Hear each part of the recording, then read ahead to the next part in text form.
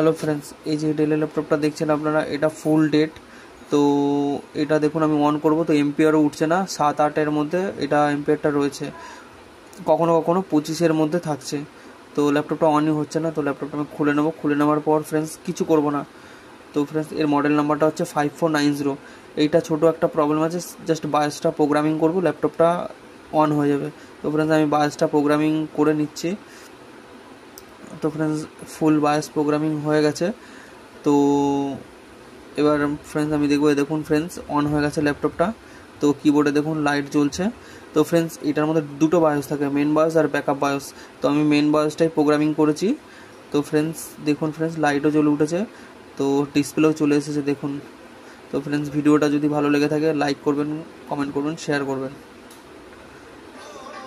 দেখুন friends display পুরো proper চলে এসেছে। Tata, good bye.